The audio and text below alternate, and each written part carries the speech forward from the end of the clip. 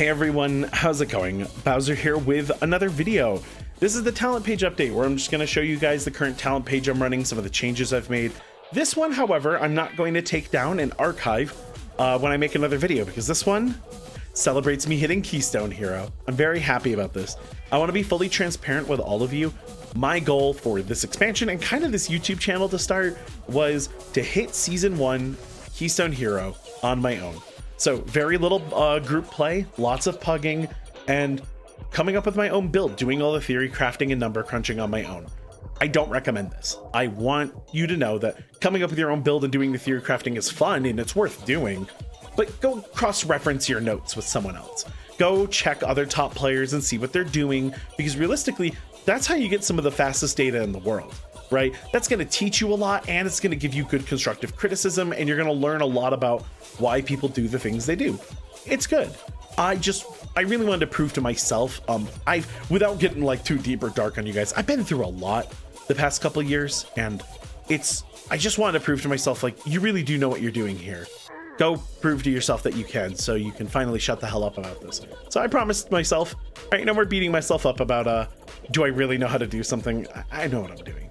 So I'm pretty proud of myself, and I'm happy that I set out for that achievement. But that being said, let's get into some talents, because I really like this build. I'm going to be sticking with it for a while.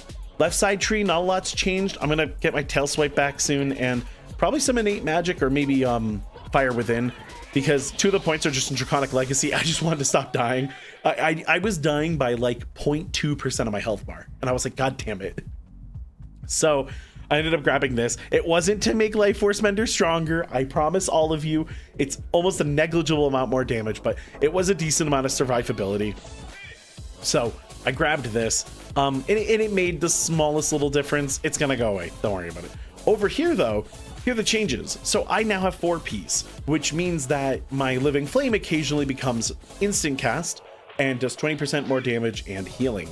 Now, I'm going to get into 3-piece and how super sick it is in a minute, but this means you have more spot healing, which meant I felt a little less inclined for Ouroboros.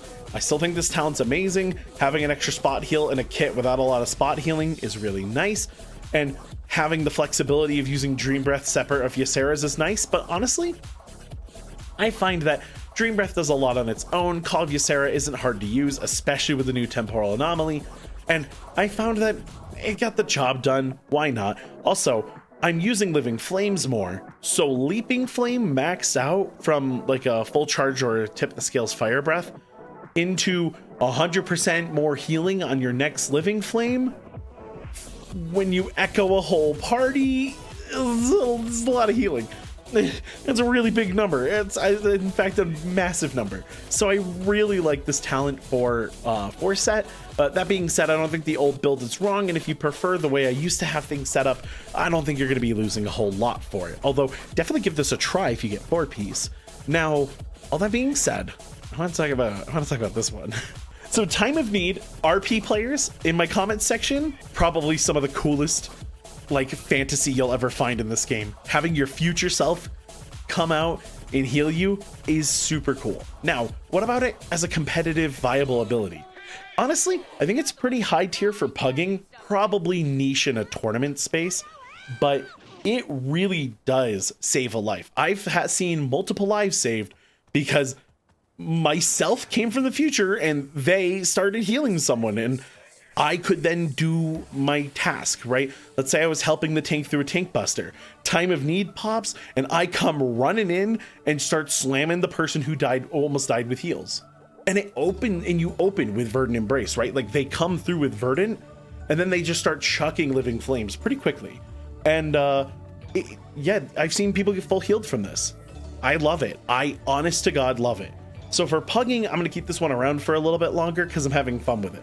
Competitively, there's other talents here like Accelerating Burst and Power Nexus and even Ouroboros and Font of Magic that I think are better if you just want raw value and you want to confirm things. However, if you think this sounds cool and you want it to save someone's life, it's a talent point. Give it a try. I mean it's wonderful. Now, all of this being said, the biggest change in the room is Temporal Anomaly. I want you all to know that Nosdormu's teachings, I could say his name properly now, look at me, It's a cool ability.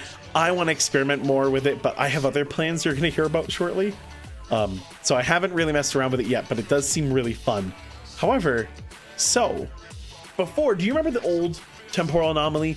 The slow pulsing ball, right? It allowed you to do those crazy cheese strats where you could like do shield after shield, echo after echo on a tank and get some really unfair healing. Yeah, I think it was a little broken and honestly kind of like a bit of a crutch for me for a little while.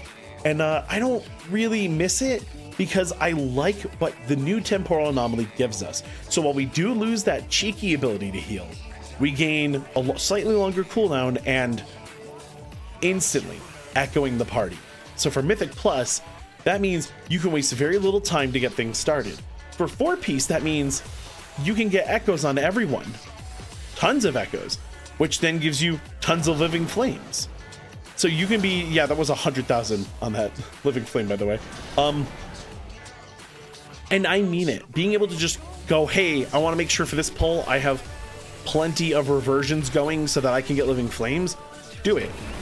Set them up and then go do your thing, right? You're doing your rotations, right? You're AoEing down a pad, blah, blah, blah, blah, blah, blah, right? And you have 2 procs right now.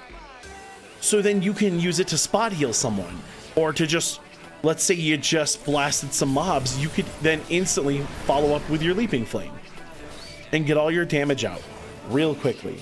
I love it. I absolutely love 4-piece. And Temporal Anomaly with the new changes allows you to very quickly get all those reversions out so you can start building up your chances for getting the free living flames.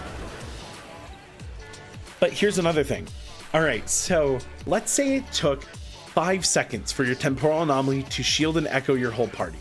Okay, now work with me, because if you're playing really efficiently, you can throw in 2 echoes while it pulses, and after the second pulse, the whole party is probably echoed up, and you're good to let out a combo.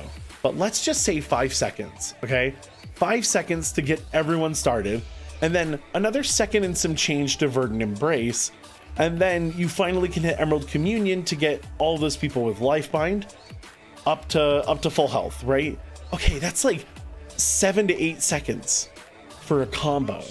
That's brutal. You have to prepare that before damage comes in, right? That can be pretty annoying. Now, if you're a good player, you just time your stuff. You go, oh, hey, you know, the mechanic's coming up. Let me set up the Temporal Anomaly. Okay, fine. And you know what? I still do that with the longer cooldown. I still make it work.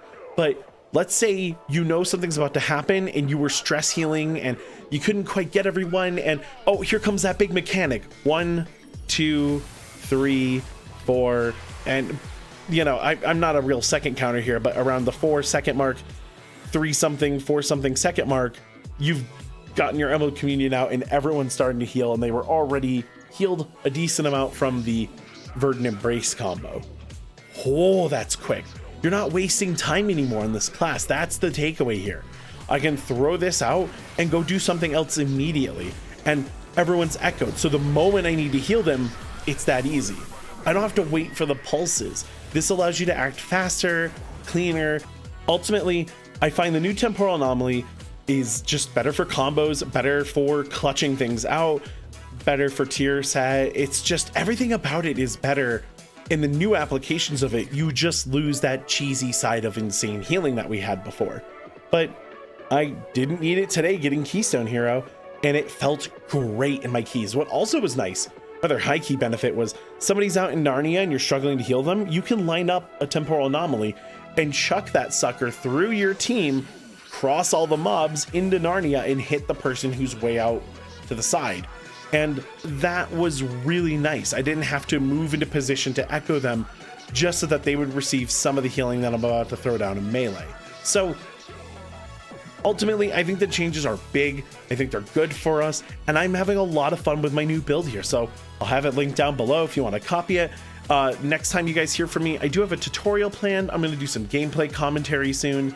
But also I'm going to do a cheeky build soon where I build very inappropriately. It should be silly, should be fun, and show off just how good Preservation Evoker is, I think.